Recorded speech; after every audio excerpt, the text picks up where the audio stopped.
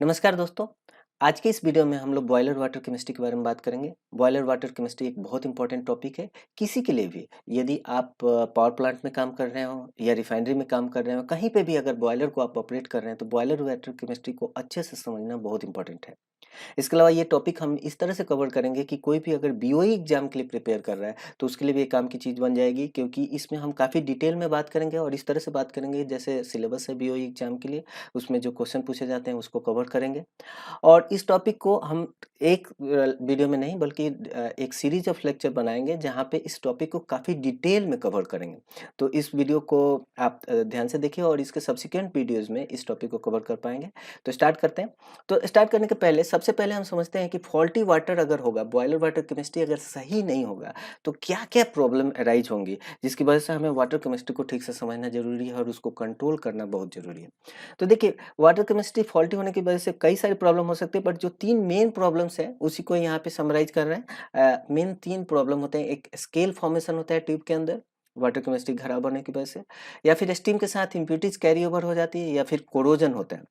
इसके अलावा और भी बातें लिखी रहती है जैसे फोमिंग होता है, बट अल्टीमेटली फोमिंग भी कैरी ओवर को फोमिंग की वजह से भी कैरी ओवर ही होता है। तो तीनों जो सारे प्रॉब्लम्स है उसको मैं 3 पार्ट में समराइज कर सकता हूँ इजीली। तो पहले बात कर समझते हैं कि स्केल फॉर्मेशन क्या होता है। तो देखिए, 2 टर्म आता है, एक होता है स्केल और दूसरा होता है स्लज। ये टर्म पहले समझ लीजिए। देखिए, अगर वाटर के अंदर कोई सॉलिड इम्प्योरिटीज है और वो सस्पेंडेड फॉर्म में है, लूज है, जिसको हम आसानी से सेपरेट कर सकते हैं, उसको स्लज बोलते हैं। लेकिन स्केल जो है ना, ये वाटर के अंदर जब सॉलिड जो है डिपॉजिट होता है और ट्यूब सरफेस के ऊपर एकदम चिपक के एक हार्ड लेयर बना लेता है, जैसे यहाँ पे ट्यूब के अंदर चिपक के एक हार्ड लेयर बना लिया, तो इसको स्केल बोलते हैं। ये एकदम क्रिस्टलाइन फॉर्म में हो जाता है और एक ऐसा लेयर बना लेता है जिसकी वजह से बहुत सारी प्रॉब्लम क्रिएट हो जाती है। तो ये दोनों टर्म पहले समझ लीजिए। स्केल और स्लज में डिफरेंस है। स्लज लूज होता है, वो इजिली सेपरेट होता है, वो वाटर सरफेस पे चिपकता नहीं है, कोई थिक लेयर लेयर करके नहीं बनाता है, सस्पेंडेड फॉर्म में रहता है, लूज फॉर्म में रहता है। स्केल जो है एकदम थिक लेयर बना लेता है, थिक या थिन जो भी लेयर बनाता है, हार्ड लेयर बना लेता है, क्रिस्टलाइन फॉर्म में होता है।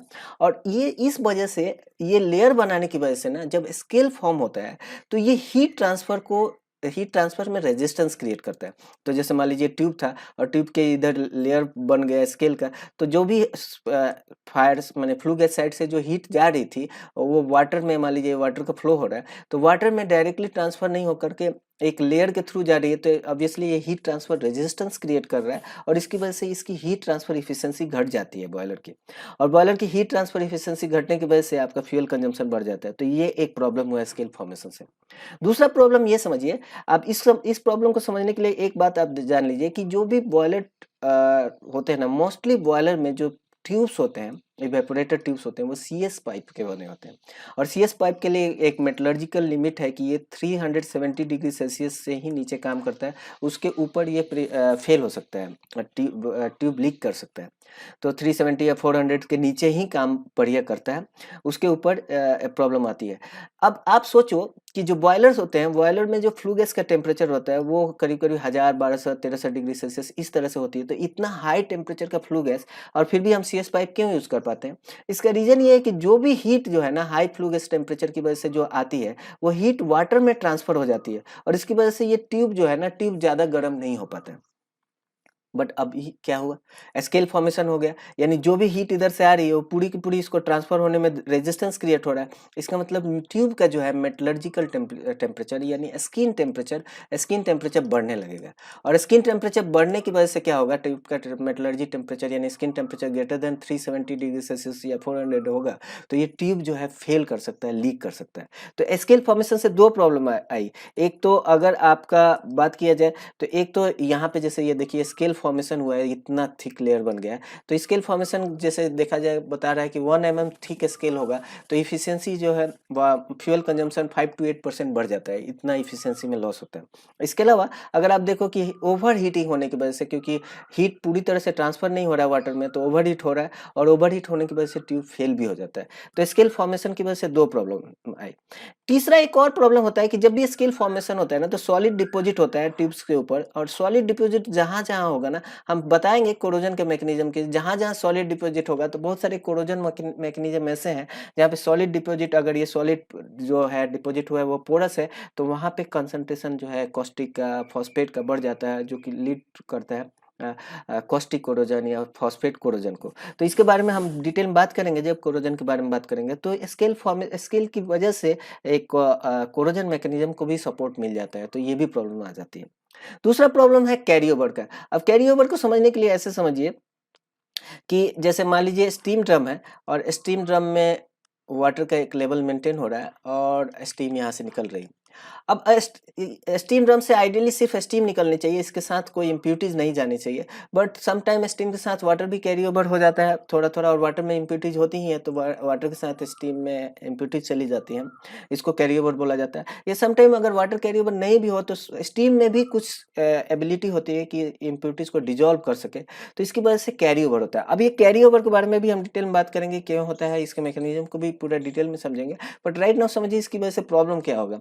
अब अगर स्टीम ड्रम के साथ इम्प्यूरिटीज कैरी ओवर हो रही है, तो ये स्टीम जाती है सुपर हीटर कॉइल्स में, यहाँ पे जाके डिपॉजिट हो सकती है। अब अगर यहाँ पे जाके डिपॉजिट हो रही है सुपर हीटर कॉइल्स, अगर यहाँ पे जाके डिपॉजिट हो रही है, तो in that case super heater coils में भी वही प्रॉब्लम आएगा, ओवर हीटिंग हो सक करके वो भी सुपर हीटर ट्यूब फेल हो सकता है। या फिर अगर ये इम्प्यूरिटीज जाकर के टर्बाइंस में अगर जाकर के टर्बाइंस में अगर जाकर के टर्बाइन के ब्लेड पे डिपॉजिट हो रही है, तो वहाँ पे फिर स्केलिंग का प्रॉब्लम आएगा। टर्बाइन ब्लेड पे डिपॉजिट होने की वजह से वाइब्रेशन भी हो जाता है टर्बाइन में, और कई बार उसकी वजह से मतलब टर्बाइन की एफिशिएंसी घटती है, स्टीम कंजम्पशन बढ़ता है। तो ये सब के बारे में हम लोग डिटेल में बात करेंगे। तो कैरी ओवर के समझिए कि वाटर, तो ये सभी हमें समझना पड़ेगा कि वाटर की कौन सी केमिस्ट्री है जिसकी वजह से कैरी ओवर हो रहा है, और कौन सी केमिस्ट्री है जिसकी वजह से स्केल फॉर्मेशन होता है। तो वो केमिस्ट्री हम लोग को समझ करके उसको हम लोग को इसको कंट्रोल भी करना पड़ेगा। इसके अलावा तीसरा जो प्रॉब्लम होता है वो कोरोजन होता है। ये हमें समझना पड़ेगा कि क्या क्या वाटर में इम्प्यूरिटीज होता है जिसकी वजह से कोरोजन होता है, इसको भी हम लोग समझेंगे। कोरोजन बहुत तरह के होते हैं, ऑक्सीजन की वजह से कोरोजन होता है, क्लोराइड की वजह से कोरोजन होता है, फॉस्फेट की वजह से कोरोजन होता है, कॉस्टिक की वजह से कोरोजन होता है। तो ये जो क्या क्या इम्प्यूरिटीज है जिसकी वजह से कोरोजन होता है, और कोरोजन जब भी होगा तो आपको पता है कि ट्यूब फेल्स हो सकते हैं, ट्यूब का थिकनेस घट जाती है कोरोजन की वजह से, या फिर कोरोजन का जो प्रोडक्ट होता है वो मोस्टली ऑक्साइड्स होता है। और कोरोजन मान लीजिए फीड वाटर लाइन में कोरोजन हुआ, और ये ऑक्साइड्स जो है ना अल्टीमेटली ट्रेवल होकर के अल्टीमेटली जा करके ट्यूब के सरफेस पे, इवेपोरेटर कॉइल से उधर भी ट्यूब के सरफेस पे जाके डिपॉजिट हो जाते हैं। और ये अल्टीमेटली हम बात करें कि कभी भी कोई भी सॉलिड्स है ना, अगर स्लज फॉर्म में भी है, अगर उसको आप टाइमली नहीं निकालेंगे तो टाइम ज़्यादा देर रहने से, हीट होने की वजह से वो भी स्केल फॉर्म हो जाता है। तो कोरोजन की वजह से जो ये जो डिपॉजिट्स हैं, ये डिपॉजिट्स भी ये प्रॉब्लम्स क्रिएट कर सकते हैं कि ये आगे जाके स्केल फॉर्म हो जाए, या फिर अगर ये डिपॉजिट स्केल नहीं भी फॉर्म हो और डिपॉजिट आगे जाकर के कहीं पे इकट्ठा हुआ है, तो वहाँ पे वाटर का फ्लो घट जाएगा, और वाटर का फ्लो घटने की वजह से ट्यूब जो है ओवरहीट हो सकता है। तो आप समझ रहे हैं, एक प्रॉब्लम होने से दूसरा प्रॉब्लम भी क्रिएट हो सकता है। मतलब स्केल फॉर्मेशन हो रहा है तो वो डिपॉजिट की वजह से अंडर डिपॉजिट कोरोजन हो सकता है, या कोरोजन की वजह से जो सॉलिड क्रिएट हुए, जो ऑक्साइड्स बने, वो भी आगे जा करके एक तरह से हीट ट्रांसफर में रेजिस्टेंस क्रिएट करके ओवरहीट क्रिएट कर सकता है, और स्केल भी फॉर्मेशन हो सकता है।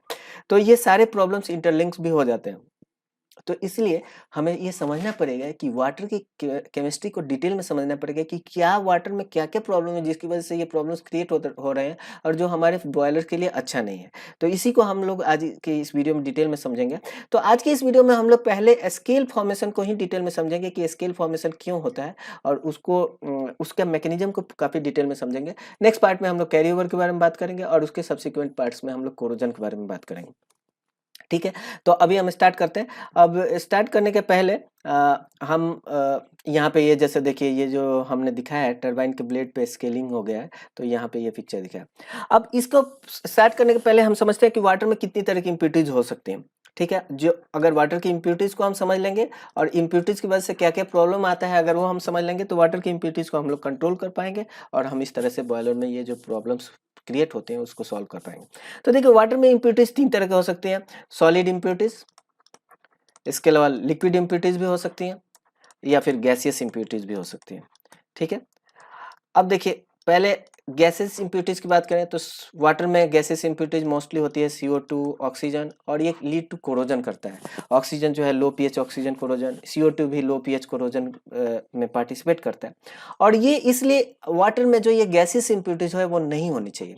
और वाटर में की जो गैसेस इम्प्योरिटीज है उसको निकालने के लिए हमारे पास दो तरीके होते हैं। एक डीएरेटर यूज होता है, डीएरेटर यूज होता है, और दूसरा है कुछ हम लोग डोजिंग करते हैं, जैसे हाइड्रोजन डोजिंग करते हैं, या सोडियम सल्फाइड डोजिंग करते हैं। तो ये सभी के बारे में मैंने डिटेल में डीएरेटर का वर्किंग प्रिंसिपल कैसे काम करता है इसके बारे में मैंने डिटेल में ऑलरेडी एक वीडियो बनाया है। उस वीडियो का लिंक डिस्क्रिप्शन में मिल जाएगा, आप वहां से देख सकते हैं। तो ये एक वाटर की जो प्रॉब्लम है इसको हम लोग सॉल्व करते हैं डीएरेटर के द्वारा, या फिर कुछ डोजिंग करके, मतलब दोनों के कॉम्बिनेशन से हम लोग इसकी प्रॉब्लम क्रिएट करते हैं। लिक्विड इम्प्योरिटीज क्या हो सकती है? वाटर के साथ कुछ ऑयल, ग्रीज, इस तरह से जो हाइड्रोकार्बन्स ये सब अगर आ जाए तो ये लिक्विड में अगर आने की वजह से ना वाटर में फोमिंग क्रिएट करते हैं। और फोमिंग भी एक प्रॉब्लम माना जाता है वाटर केमिस्ट्री की वजह से, but foaming ultimately carry over, foaming की वजह से कैरी ओवर होता है। इसलिए मैंने तीन ही प्रॉब्लम को समराइज किया था, that is scale formation, carry over and आपका कोरोजन। तो अगर ये लिक्विड इम्प्योरिटीज जाती हैं तो लिक्विड इम्प्योरिटीज जाने की वजह से आपका फोमिंग क्रिएट होता है which lead to carry over. तो ये सेपरेट लिक्विड में नहीं जाना चाहिए। इसको हम लोग इंश्योर करते हैं डिफरेंट मैकेनिज्म से, जिसके बारे में हम लोग जब डिमिनराइजेशन पॉइंट और वाटर ट्रीटमेंट के बारे में बात करेंगे उसके बारे में बात करेंगे। और एक जब ट्यूब का मैंने बॉयलर फर्स्ट टाइम कमीशनिंग किया जाता है तो एक अल्कली बॉयल आउट प्रोसीजर होता है जिसकी मदद से हम लोग ऑयल और ग्रीस जो है, मतलब एक तरह से गर्म पानी और साबुन से धो देते हैं बॉयलर ट्यूब को, जिससे ये ऑयल एंड ग्रीस न रहे। तो ये दोनों इम्प्योरिटीज का हम लोग एक तरह से टेक केयर कर लेते हैं। अब तीसरा जो इम्प्योरिटीज है सॉलिड, इसके बारे में हम लोग बात करते हैं कि सॉलिड इम्प्योरिटीज क्या क्या होती है और उसकी वजह से क्या क्या प्रॉब्लम आ सकता है। अब सॉलिड इम्प्योरिटीज भी तीन तरह से हो सकती है। कुछ सॉलिड इम्प्योरिटीज होते हैं जो सस्पेंडेड फॉर्म में रहती है। सस्पेंडेड फॉर्म जिसकी साइज जो सॉलिड पार्टिकल की साइज बड़ी होती है तो वो वाटर में दिखती है, वो सस्पेंडेड फॉर्म में रहती है। और ये सस्पेंडेड फॉर्म का एक इंपॉर्टेंट बात क्या है कि ये जो पार्टिकल्स है ना ये लाइट को स्कैटर करता है, और इसकी वजह से सस्पेंडेड इम्प्योरिटीज हो तो वो वाटर की टर्बिडिटी बढ़ा देती है।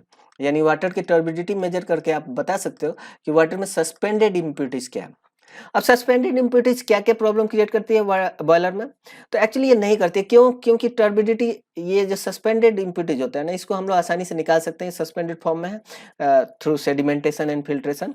तो बॉयलर वाटर का जो प्री ट्रीटमेंट होता है वहां पे ही सस्पेंडेड को सॉलिड को निकाल दिया जाता है, तो बॉयलर में इसको जाने नहीं दिया जाता है। ये क्लैरिफिकेटर एंड कोagulation मेथड से।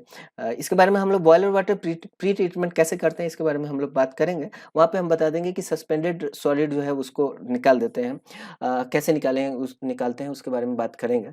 तो ये अगर सस्पेंडेड सॉलिड रह जाएगा तो ये प्रॉब्लम डीएम वाटर प्लांट में ही कर देता है, इसलिए इसका पहले ही सफाया कर देते हैं, बॉयलर तक तो ये पहुंच ही नहीं पाता है।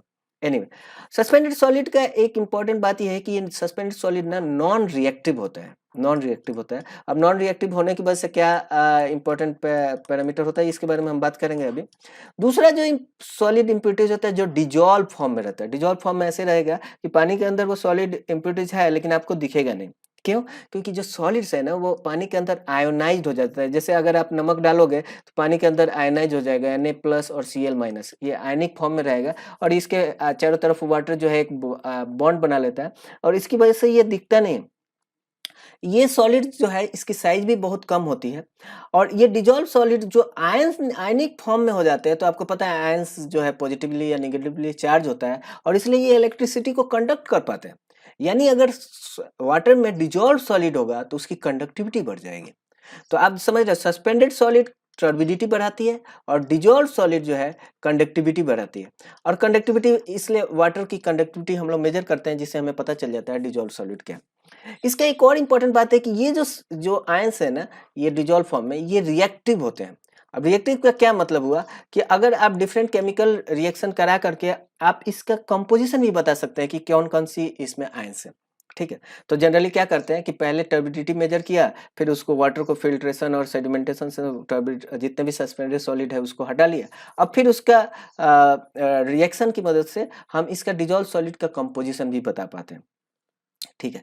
तीसरा जो इम्प्यूटीज है उसको कोलॉइडल इम्प्यूटीज बोलते हैं, और इसका जो साइज है आप देखो ये 0.5 माइक्रोन से छोटा होता है, बट डिजॉल्व सॉलिड के आयनिक साइज से थोड़ा बड़ा ही होता है, तो माइक्रोन्स में ही होता है, नैनो से माइक्रो तक इस तरह से साइज होता है। अब आपको पता ही है कोलाइडल सॉल्यूशन क्या होता है, इसमें जो पार्टिकल्स होते हैं ना वो डिस्पर्स्ड फेज में रहते हैं, डिस्पर्स फेज में रहता है, तो एक कंटिन्यूस फेज और एक डिस्पर्स फेज। बट प्रॉब्लम क्या है कि ये जो है इस कोलाइडल सॉल्यूशन का प्रॉब्लम क्या है कि ये जो पार्टिकल्स है ना, ये पहली बात तो ये नॉन रिएक्टिव भी है और नॉन कंडक्टिव भी है, तो मतलब ना ये टर्बिडिटी बढ़ाते हैं और ना ही कंडक्टिविटी बढ़ाते हैं, तो इसलिए इसका ना मेजरमेंट बहुत मुश्किल है, इसलिए पता लगाना बहुत मुश्किल है कि कोलाइडल सॉल्यूशन मतलब कोलाइडल पार्टिकल्स हैं कि नहीं, एक ये बहुत बड़ा प्रॉब्लम है। तो वाटर केमिस्ट्री की बात करें तो कुछ ऐसे सिलिका होते हैं जो कोलाइडल फॉर्म में भी होते हैं, कुछ डिजॉल्व फॉर्म में भी, तो दोनों तरह के सिलिका होते हैं, तो इसलिए कोलाइडल फॉर्म में जो सिलिका होते हैं उसको तो आप मेजर ही नहीं कर पाओगे, दिक्कत यही आती है, और इसलिए इसका सेपरेशन भी थोड़ा मुश्किल होता है। तो जनरली हम लोग प्री ट्रीटमेंट के दौरान कोएगुलेंट की मदद से कोलाइडल इम्प्यूरिटीज को भी कम करते हैं, बट एग्जैक्टली कितना कम हो ये थोड़ा मेजर करना मुश्किल हो जाता है, क्योंकि ये ना कंडक्टिविटी बढ़ाती है ना टर्बिडिटी बढ़ाती है, नॉन रिएक्टिव भी नहीं है कि इसका कंपोजिशन भी हम लोग पता कर पाए, ठीक है। तो अगर आप देखो कोलाइडल के बारे में यहाँ पे बात किया जाए कि कोलाइडल जो है इसमें मेनली एक जो सस्पेंडेड पार्टिकल्स ही हैं, बट इसका साइज छोटा रहता है नॉर्मल सस्पेंडेड पार्टिकल से, और ये डिस्पर्स फेज में रहता है, इसका साइज जनरली 1 नैनोमीटर से 1 माइक्रोमीटर होता है, और इसका प्रॉब्लम ये है कि ये प्रॉब्लम ये करता है कि पार्टिकल साइज तो छोटा है, इसलिए आप इस तरह से ठीक तरह से ये दिखता भी नहीं है, मतलब जैसे आप मिल्क का एग्जांपल दो तो मिल्क का जो पार्टिकल साइज है वो इस तरह से डिस्पर्स्ड है कि आपको एक तरह से मिला हुआ ही दिखेगा, आपको पता चलेगा कि कुछ अलग है, ये पानी से तो अलग है, ये तो पता चलेगा, बट एकदम डिफरेंट डिफरेंट सेपरेट पार्टिकल जैसा नहीं दिखेंगे, जबकि ये डिस्पर्स फेज में रहता है। तो एनीवे, तो ये कोलाइडल सॉल्यूशन के बारे में हमने बात किया कि कोलाइडल में जो प्रॉब्लम्स क्रिएट करता है, और इसका मेनली पहचानने में दिक्कत होती है। तो एनीवे, तो अब हम बात कर लिए कि सस्पेंडेड सॉलिड को कैसे निकालते हैं, ये तो हमने प्री ट्रीटमेंट में हम डिटेल में बात जानेंगे ही, बट हमें ये मेन बॉयलर तक पहुंचता नहीं, तो ये मेन हमारा कंसर्न नहीं है, ये डीएम वाटर में ही प्रॉब्लम क्रिएट कर देगा अगर रह जाएगा तो। दूसरा जो डिजॉल्व सॉलिड है इसको हम लोग थोड़ा डिटेल में समझते हैं कि डिजॉल्व में क्या क्या आयंस होते हैं जो डिजॉल्व फॉर्म में हो सकते हैं, तो इसके बारे में हम बात करें। तो डिजॉल्व इम्प्यूरिटी जो है ना मोस्टली जो आती है वो मिनरल सॉल्ट से आती है। देखिए होता क्या है ना, जो वाटर है, वाटर कहाँ से आती है, कुछ तो आपका रिवर से मिलती है, या रिवर से मिलती है, या फिर ग्राउंड वाटर होती है, या सी से मिलती है, इस तरह से वाटर आती है। वाटर की सबसे बड़ी बात है ना कि ये बहुत अच्छा सॉल्वेंट है, मतलब वाटर जहां से भी पास करेगा ना, अगर कुछ भी सॉल्ट्स होगा ना उसको आसानी से डिजोल्व कर लेता है, ठीक है। तो जब वाटर सरफेस वाटर की यानी रिवर वाटर की बात किया जाए, तो वाटर जब सरफेसेस से पास करता है ना, तो जो ग्राउंड में सॉइल में जो मिनरल सॉल्ट होता है ना उसको डिजोल्व कर लेता है, और जो डिजोल्व करता है आयनिक फॉर्म में आ जाते हैं वाटर के अंदर, और जिसकी वजह से ये डिजोल्व इम्प्यूरिटीज आती हैं। अब डिजोल्व इम्प्यूरिटीज ना जो आयनिक फॉर्म होते हैं उसको हमने दो पार्ट में दिया कि कैटायंस क्या क्या हो सकते हैं, एनायंस क्या क्या हो सकते हैं। मोस्टली जो वाटर में इम्प्यूरिटीज होती है वो हमने यहाँ पे लिस्टेड आउट किया है, और लिस्टेड आउट इस तरह से किया है ना कि इसका जो अ, ये जो ये देखिए यहाँ पे जो हमने लिस्टेड आउट इस तरह से किया है कि आयनिक स्ट्रेंथ क्या है, तो यहाँ पे मतलब आयनिक स्ट्रेंथ माने सोडियम से ज्यादा मैग्नीशियम 2+ का है, मैग्नीशियम 2+ का, कैल्शियम 2+ का आयन का ज्यादा आयनिक स्ट्रेंथ है। आयनिक स्ट्रेंथ ज्यादा होने का मतलब क्या है कि अगर हम कैटायन रेजिन से इसको एक्सचेंज करने जाएंगे ना, तो कैल्शियम 2+ सबसे पहले निकल जाएगा पानी से, मतलब वो ज्यादा इसका स्ट्रेंथ ज्यादा है। और जो वीक आयन है ना वो वीक आयन जल्दी निकलेगा नहीं, तो सोडियम प्लस निकालना थोड़ा मुश्किल होगा। तो इस तरह से दे, तो अगर आप एनायंस की बात करेंगे तो ये जो बाई सिलिकेट आयन है ना, देखिए सबसे वीक है, इसलिए आप देखो ये सिलिका जो है कोलाइडल फॉर्म में है, तो वहां पे भी निकालना मुश्किल, मतलब आप कोवलेंट से निकालते तो हो, पर प्रॉब्लम यही आता है कि उसका थोड़ा दिक्कत आती है, मेजरमेंट में दिक्कत आता है। और जो अगर डिजॉल्व फॉर्म में सिलिका हो यानी बाई सिलिकेट आयन है, तो वो सबसे वीक है, सबसे वीक आयन होने की वजह से सिलिका को भी मतलब निकाल तो पाते हैं, बट ये सबसे लास्ट में निकलता है, ठीक है। तो ये यहाँ पे दिया गया है। तो अब हम बात करते हैं कि ये जो डिजॉल्व इम्प्यूरिटीज है, डिजॉल्व इम्प्यूरिटीज ही लीड करता है स्केल फॉर्मेशन का और स्लज फॉर्मेशन का भी। तो स्लज तो चलो बड़ा प्रॉब्लम नहीं है, स्लज तो लूज फॉर्म में रहता है जिसको हम लोग ब्लो डाउन से बाहर निकाल लेते हैं। बट स्केल फॉर्मेशन कैसे होता है, ये कौन कौन सी आयंस हैं जो स्केल फॉर्मेशन को लीड करता है, इसको हम लोग समझते हैं। इसको हम समझने के पहले मैं थोड़ा सा एक बार क्विकली रिवाइज कर देते हैं कि ये पहले आप हम लोग समझ लीजिए कि हार्ड वाटर और सॉफ्ट वाटर इसके बारे में हम लोग बात करते हैं। ये हम लोग बेसिक लेवल पे पढ़े हैं और मैंने ये एनसीईआरटी से ही लिया है, ये एनसीईआरटी से ही लिया है। और एनसीईआरटी में देखिए डेफिनेशन क्या है, एनसीईआरटी में बोलता है कि अगर वाटर के अंदर कैल्शियम और मैग्नीशियम सॉल्ट्स हो ना, चाहे किसी भी फॉर्म में हो, बाइकार्बोनेट, क्लोराइड, सल्फेट, नाइट्रेट, किसी भी फॉर्म में हो, कार्बोनेट फॉर्म में हो, तो ये वाटर को हार्ड वाटर बना देता है। और हार्ड वाटर का एक हम लोग पढ़ते होंगे कि साबुन में झाग नहीं देता है, ये लेथन नहीं करता है, तो ये हार्ड वाटर होता है। और अगर वाटर में अगर कैल्शियम और मैग्नीशियम के सॉल्ट्स नहीं हो तो उसको सॉफ्ट वाटर बोलते हैं। अब हार्ड वाटर का एक और इम्पोर्टेंट प्रॉपर्टी होता है जो हमने यहाँ पे नहीं लिखा है। हार्ड वाटर में ना, हार्ड वाटर में रेट्रोग्रेड सॉल्युबिलिटी होती है। मतलब क्या है कि जनरली कोई भी सॉल्ट्स होता है ना, उसका टेम्परेचर अगर आप बढ़ाओगे ना तो सॉल्ट्स की सॉल्युबिलिटी वाटर में बढ़ती है, सॉल्युबिलिटी वाटर में बढ़ती है। और अगर टेम्परेचर घटाओगे तो सॉल्युबिलिटी घटेगी। बट कुछ ऐसे वाटर होते हैं जिसमें रेट्रोग्रेड माने इन्वर्स सॉल्युबिलिटी होती है, मतलब टेम्परेचर बढ़ाने से सॉल्युबिलिटी घट जाती है। ऐसे ऐसे सॉल्ट्स को हम लोग बोलते हैं उसकी सॉल्युबिलिटी रेट्रोग्रेड सॉल्युबिलिटी। अब हार्ड वाटर के साथ कैल्शियम और मैग्नीशियम सॉल्ट्स की सॉल्युबिलिटी का क्या बात है कि वो टेम्परेचर बढ़ने से सॉल्युबिलिटी घटती है। ठीक है, अब यहाँ पे इंपॉर्टेंट बात क्या है कि जब हमारे बॉयलर में वाटर में अगर सॉल्ट्स हैं डिजॉल्व फॉर्म में, तो प्रॉब्लम क्या होता है कि वाटर से ना, सॉरी, प्रॉब्लम ये होता है कि वाटर में अगर आप बात करोगे तो स्टीम ड्रम की बात करेंगे तो यहाँ पे वाटर है और यहाँ से स्टीम बन रहा है। तो जनरली जो पानी है ना, पानी के साथ, पानी में जो इम्प्यूरिटीज होती है ना, वो स्टीम के साथ बहुत कम जा पाती है। डिजॉल्व फॉर्म में तो बहुत कम जा पाती है, अगर कैरी ओवर ड्रॉपलेट भी कम जाए तो उतना नहीं जा पाती है। तो अल्टीमेटली क्या होगा कि अगर मान लीजिए कि वाटर में अगर 50 ppm डिजॉल्व सॉलिड था और अगर इवेपोरेशन होगा तो वाटर स्टीम में सिर्फ 5 ppm जा रहा है, तो इसका मतलब 45 ppm तो वाटर में ही रह गया और फिर आपने 50 ppm का नया वाटर दे दिया। तो इस तरह से कंसंट्रेशन जो है ना, आप समझो कि पानी में बढ़ता चला जाता है। इसको साइकिल ऑफ कंसंट्रेशन भी बोलते हैं। यानी सीओसी बढ़ता जाएगा, कंसंट्रेशन बढ़ता जाएगा, जितना ज्यादा इवेपोरेशन होगा उतना ज्यादा वाटर में डिजॉल्व सॉलिड बढ़ते जाएंगे। ठीक है, अब होता क्या है कि कोई भी सॉल्ट्स के ना सॉल्युबिलिटी की एक लिमिट होती है। मतलब कंसंट्रेशन अगर आप पानी में ही अगर आप नमक घुलाते जाओगे तो एक लिमिट तक घुलेगा, उसके बाद आप नहीं घुलेगा। ठीक है, वो एक तरह से डिपॉजिट हो जाएगा। तो वाटर में ये प्रॉब्लम क्या आ रही है कि आपका इवेपोरेशन की वजह से कंसंट्रेशन बढ़ रहा है। तो कंसंट्रेशन बढ़ने की वजह से आपका कंसंट्रेशन बढ़ रहा है और इसकी वजह से उसकी सॉल्युबिलिटी जो है वो घट रही है। और सॉल्युबिलिटी अगर आपकी घट रही है तो इसका मतलब वो वाटर में से बाहर आ सकता है, यानी वो डिपॉजिट हो सकता है। अच्छा, दूसरा प्रॉब्लम यह है कि वाटर में जब बॉयलर में जाता है तो बॉयलर का वाटर टेम्परेचर बढ़ेगा क्योंकि बॉयलर में हीटिंग होता है। अब टेम्परेचर बढ़ने से कुछ सॉल्ट की सॉल्युबिलिटी जो है वो बढ़ती है और कुछ की घटती है। अभी हमने बात किया जो हार्ड वाटर की सॉल्युबिलिटी जो है वो टेम्परेचर बढ़ने से घटती है।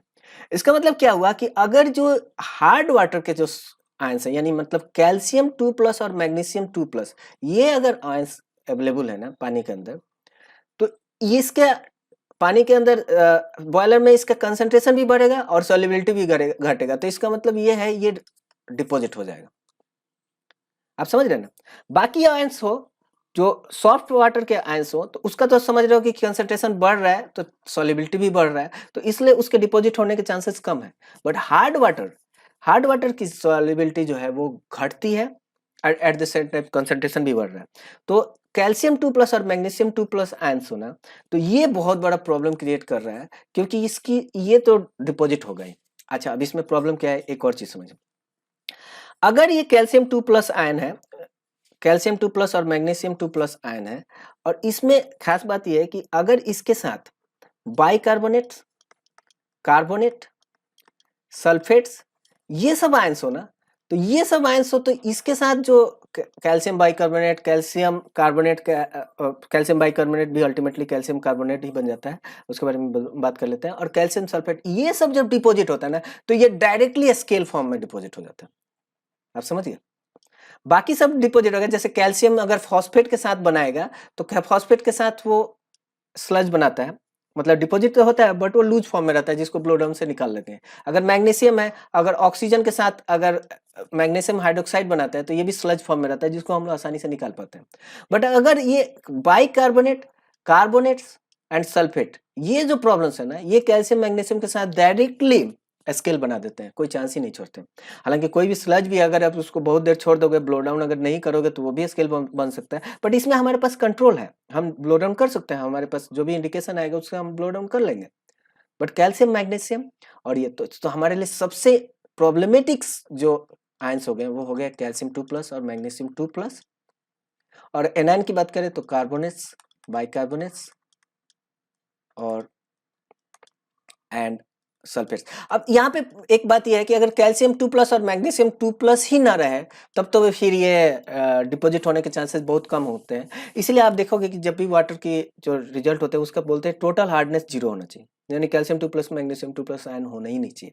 बट प्रॉब्लम क्या है कि कुछ ना कुछ इम्प्यूरिटीज तो आ ही जाती है। 100% हमारी इफिशियंसी कोई भी डीएम प्लांट या कहीं पे भी होती नहीं है, या फिर डीएम प्लांट की इफिशियंसी अगर 100% मान भी लिया जाए तो अगर कंडेंसर है, सरफेस कंडेंसर है, वहाँ पे कूलिंग वाटर से ठंडा किया जाता है स्टीम को, और वहाँ पे कुछ लीकेज हो गया तो पानी को कूलिंग वाटर में तो कैल्शियम 2+ और मैग्नीशियम 2+ आयन तो रहते ही है, और वो बॉयलर वाटर के साथ आ सकते हैं। और अगर वो आ गए तो ये कैल्शियम 2+ और मैग्नीशियम 2+ आयन अगर आ गया तब तो फिर ये स्केल फॉर्मेशन कर देगा। तो इसके लिए अगर ये आ गए तो फिर अगर हमें क्या करना चाहिए कि फिर इसको हमें कम करके रखना चाहिए, ठीक है।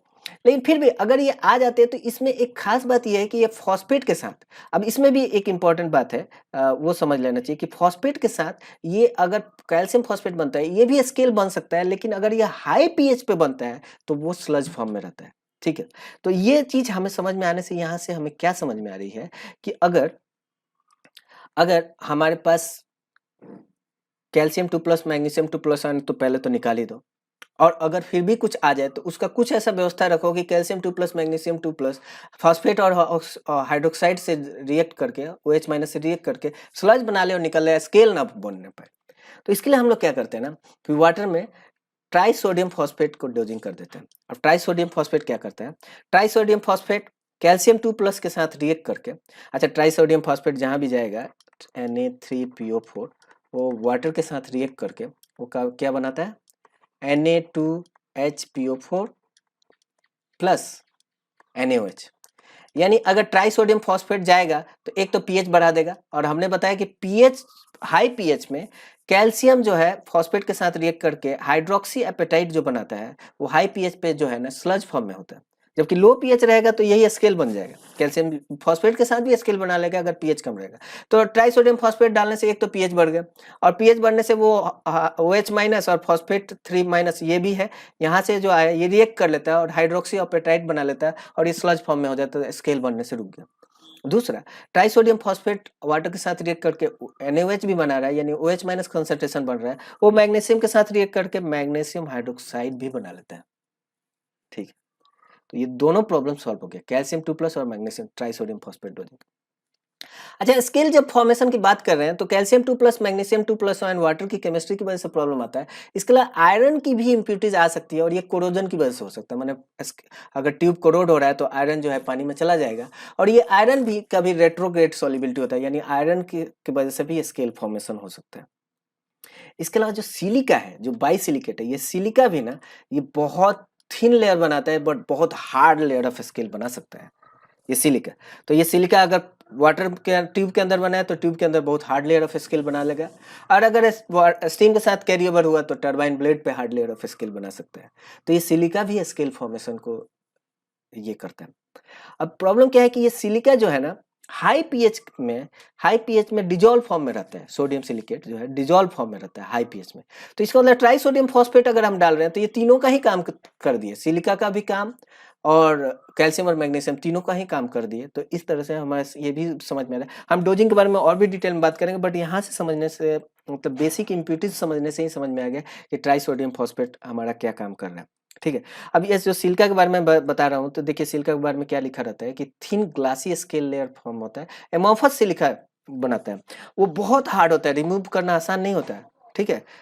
तो ये बहुत अनडिजायरेबल स्केल फॉर्म करता है और इसका हीट कंडक्टिविटी भी बहुत कम होता है। तो अगर थिन लेयर भी बनेगा ना तो वो ट्यूब फेलियर कर देता है। तो इसलिए और एक और बात ये कहा है कि मैकेनिकली और केमिकली भी इसका स्केल निकालना आसान नहीं होता है। तो हमने ये बात समझने से अगर डिजोल्व इम्प्योरिटीज को समझ गए तो हमें पता चल गया कि कौन कौन सा आयन जो है स्केल फॉर्मेशन को प्रमोट कर रहे हैं। Calcium 2+ ion, magnesium 2+ ion, iron, bicarbonate, carbonate, sulphate and silica. तो ये हमें ध्यान रखना पड़ेगा, इस इम्प्योरिटीज को हमें कंट्रोल करना पड़ेगा। ठीक है,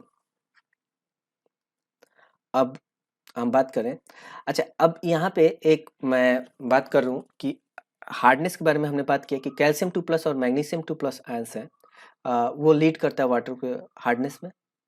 वो उसके साथ कोई भी एनहांस हो वो हार्ड वाटर बनाता है, और हार्ड वाटर जो है साबुन के साथ लेदर नहीं देता है, फोमिंग नहीं करता है। अब इसके अलावा जो हार्डनेस भी है ना, दो तरह के होते हैं, एक टेम्पररी हार्डनेस होता है और एक परमानेंट हार्डनेस।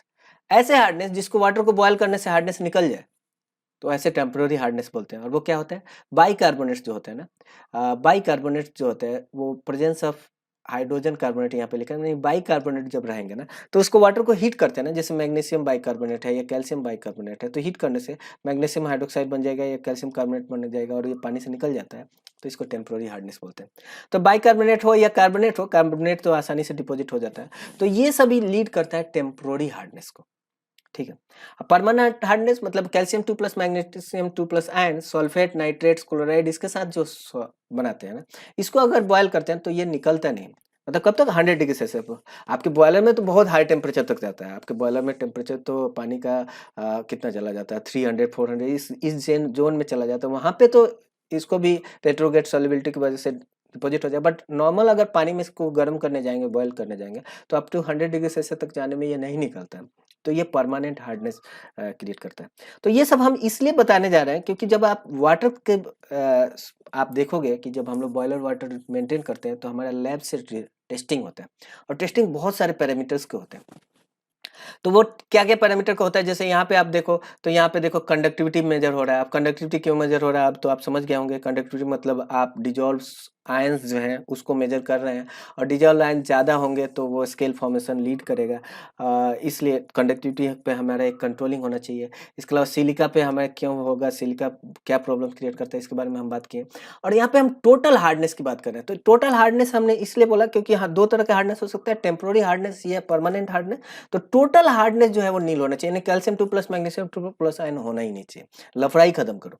इसलिए देखो कि जब आप स्पेक्स लिखा रहता है तो ये सभी को नील बोला रहता है कि ये नील होना चाहिए। ठीक है, इसके अलावा कुछ और भी पैरामीटर्स है, देखो एम एल्कलिनिटी है, पी एल्कलिनिटी है, ये सब क्या पैरामीटर है।